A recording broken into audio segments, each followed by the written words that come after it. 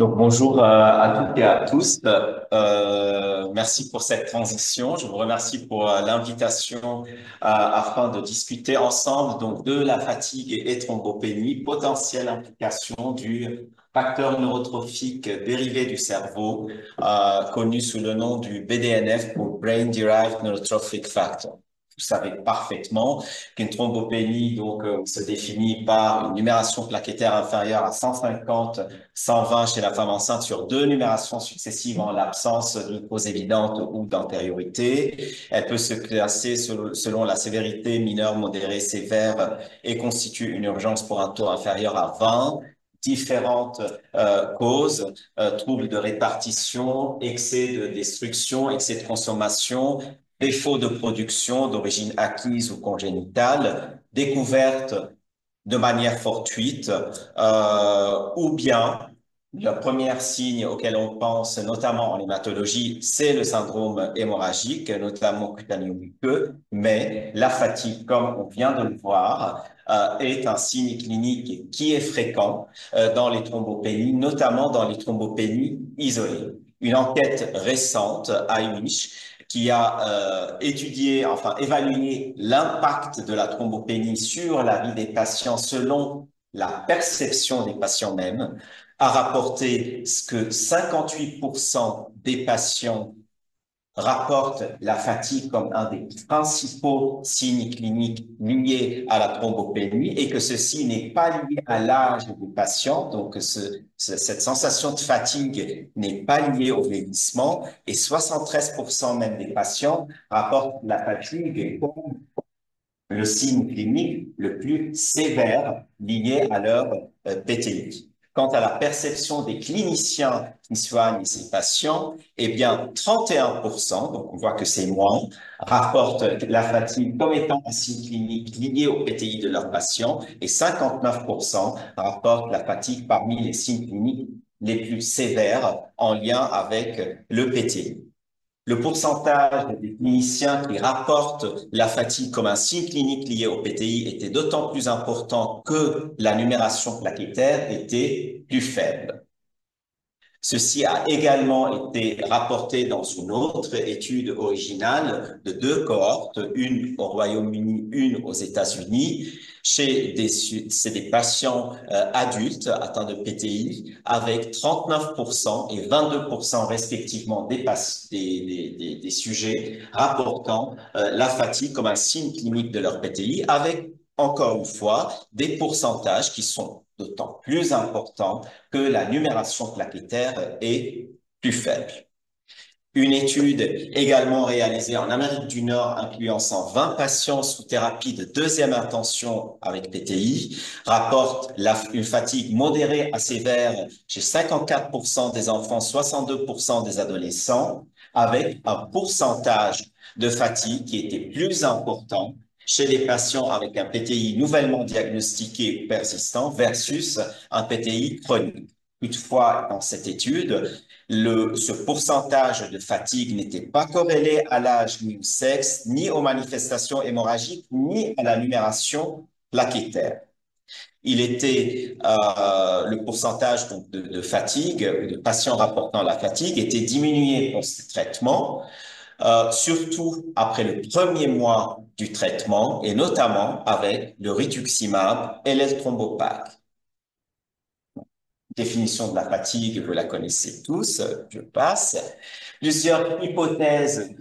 physiopathologiques pour expliquer la fatigue dans le cas de PTI ont été avancées dans la littérature, notamment dans les PTI secondaires, plutôt associées à une carence martiale, anémie, des comorbidités associées à la thrombopénie, des facteurs sociaux, des facteurs plutôt émotionnels, psychologiques, observés chez les patients ayant le PTI et par conséquent qui impactent leur mode de vie, le sommeil chez ces patients qui peut donc par conséquent induire une fatigue, le traitement du PTI, notamment à base de stéroïdes, d'immunosuppression qui peut entraîner des troubles du sommeil et par conséquent de la fatigue, des marqueurs d'inflammation, inflammation périphérique entraînant des troubles neuroendocriniens et par conséquent une fatigue. Ce ne sont que des hypothèses physiopathes. Une récente revue systématique également de la littérature visant à identifier des biomarqueurs non inflammatoires associés à la fatigue chez les patients cancéreux. Elle a inclus 33 études et il propose différents biomarqueurs hématologiques, l'hémoglobine, la numération plaquettaire, hormonaux, le cortisol, les hormones gonadotropines, la leptine, des marqueurs cardiaques, liés au stress oxydant, des marqueurs cancéreux, des marqueurs métaboliques et nutritionnels, mais aussi des facteurs de croissance,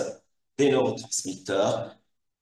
Parmi ces facteurs de croissance figurent les neurotrophines. Alors, c'est quoi les neurotrophines? Il s'agit d'une famille de facteurs de croissance incluant le NGF pour Nerve Growth Factor, la neurotrophine 4-5, la neurotrophine 3 et le BDNF, donc pour Brain Derived Neurotrophic Factor. Alors, ce BDNF, c'est la neurotrophine la plus abondante dans la famille des neurotrophines, découverte dans les années 1982, isolée du cerveau. C'est une protéine de 118 acides aminés, 14 kilodaltons pH isoélectrique en P10, sécrétée de manière constitutive ou activité dépendante. Comme toute protéine, elle est synthétisée sous forme de pré-pro-BDNF, clivage du peptide signal dans la vésicule golgienne pour aboutir au pro-BDNF. Ce pro-BDNF, il est sécrété tel quel, ou bien après clivage par des convertases intracellulaires ou la purine en BDNF qui par la suite sera sécrété dans le milieu extracellulaire. Et le pro-BDNF sécrété en milieu extracellulaire, lui, il peut subir par la suite un clivage par la plasmine comme par d'autres métalloprotéases dont la MMP9.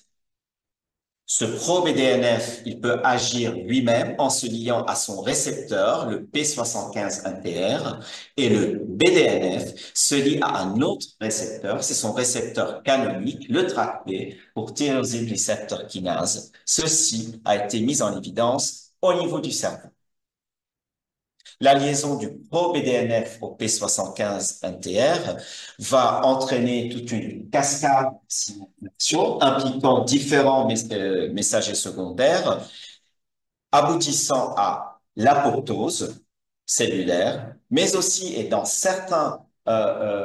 environnements cellulaires, ça peut induire le développement et la survie neuronale. Quant à la liaison du BDNF à son récepteur de type B, ça va entraîner une homodémérisation, une autophosphorylation de ce récepteur, activant différentes voies de signalisation, faisant donc promouvoir la plasticité, le développement, la croissance neuronale et faisant impliquer le BDNF dans la régulation de l'humeur, de l'appétit et dans la mémoire. Ce BDNF, il a été étudié comme un marqueur d'efficacité de l'exercice physique sur notamment la fatigue. Comme il a été montré dans cette récente revue de la littérature, étudiant le BDNF, que ce soit au niveau plasmatique ou bien au niveau cellulaire. Toutefois, dans cette revue, on voit clairement que les résultats de la littérature sont discordants. Une augmentation du taux de cette protéine, le BDNF, n'est pas associée systématiquement à une diminution de la fatigue. Bien que théoriquement, on peut s'attendre au fait que suite à un exercice physique, il va y avoir un relargage dans la circulation du BDNF, ce BDNF ayant une activité anti-apoptotique, anti-inflammatoire, antioxydant, pro-angiogénique, qui favorise le métabolisme mitochondrial et l'activité des cardiomyocytes. Donc, théoriquement, il aurait dû être systématiquement associé à une diminution de la fatigue. Donc, on conclut que, d'une part, ce BDNF n'est pas uniquement présent au niveau du cerveau, il est aussi présent au niveau des poumons, des reins, du foie, du cœur, mais aussi et surtout au niveau des plaquettes en circulation, avec une concentration intraplaquettaire qui est 100 à 1000 fois supérieure à sa concentration au niveau du cerveau.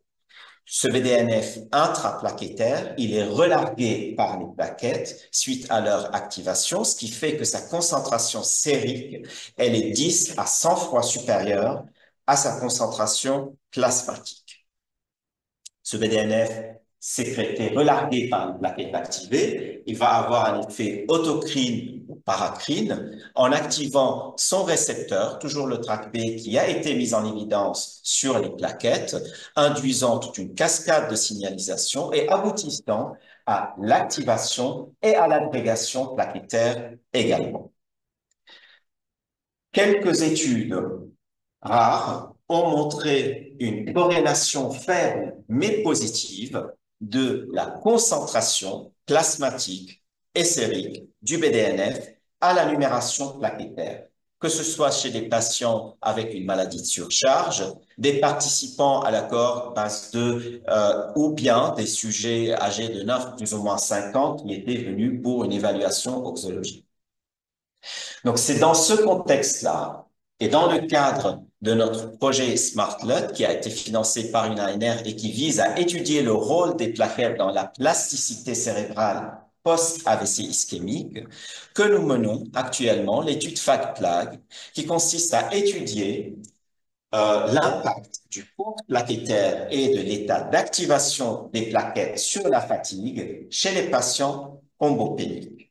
L'objectif principal de cette étude est de déterminer si la fatigue chez les patients thrombopéniques adultes ou enfants est associée à une diminution du BDNF circulant, que la thrombopénie soit constitutionnelle ou auto-immune. Et comme objectif secondaire, déterminer si la fatigue et les dimensions d'anxiété, de dépression et d'altération cognitive sont associées aux concentrations des protéines apparentées au BDNF et chez ces patients, déterminer si la concentration de ces protéines et celle des marqueurs d'activation plaquettaire sont différentes chez les adultes thrombopéniques comparés à un groupe contrôle adulte et déterminer si les concentrations des protéines apparentées au BDNF sont associées à des marqueurs d'activation plaquettaire d'une part et à la concentration des neuromédiateurs circulants d'origine plaquettaire, notamment la sérotonine et la dopamine. Pour ce faire, nous allons recruter 80 patients adultes et 80 en pédiatrie atteints de PTI persistant ou chronique et 20 patients adultes et 20 enfants atteints de thrombopénie congénitale, avec en parallèle le recrutement de 80 adultes sains appariés par l'âge et le sexe. Comme critère d'inclusion, patients âgés de plus de 8 ans, pesant plus de 20 kilos, présentant une thrombopénie constitutionnelle avec une mutation identifiée sans thrombopathie si cette dernière elle a été explorée, ou bien présentant une thrombopénie auto-immune chronique ou persistante. Non traité pour sa thrombopénie depuis plus de 3 semaines pour éviter un effet direct du traitement sur les concentrations des analytes que l'on veut analyser et ne recevant pas d'antidépresseurs, inhibiteurs de la recapture de l'acéro ou de la noradrénaline, ni d'antithrombotiques depuis 10 jours.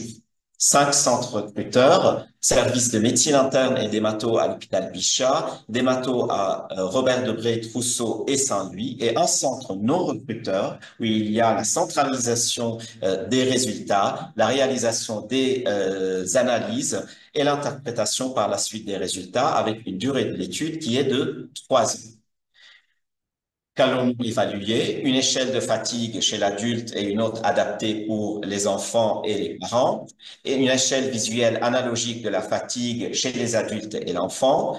l'évaluation de la qualité de vie chez les patients en pédiatrie, une échelle d'anxiété et de dépression chez les adultes et une échelle pour les proches aidants. Et pour les analyses sanguines, ça inclut la numération plaquettaire, les indices plaquettaires, le BDNF, son précurseur, le pro-BDNF et leurs récepteurs respectifs, ainsi que la métalloprotéase qui clive le pro-BDNF en BDNF, les neurotransmetteurs d'origine plaquettaire, la sérotonine, la dopamine, et les 2 marqueurs d'activation plaquettaire que nous avons retenus, que sont la p-sélectine et le CD40. Cette étude donc exploratoire vise à mettre en évidence de potentiels biomarqueurs associés à l'asthénie chez les patients thrombopéniques et à apporter une preuve de concept pour, dans un deuxième temps, réaliser une étude prospective multicentrique nationale dont le but est de mettre en place une nouvelle approche thérapeutique de l'asthénie chez les patients thrombopéniques. Merci.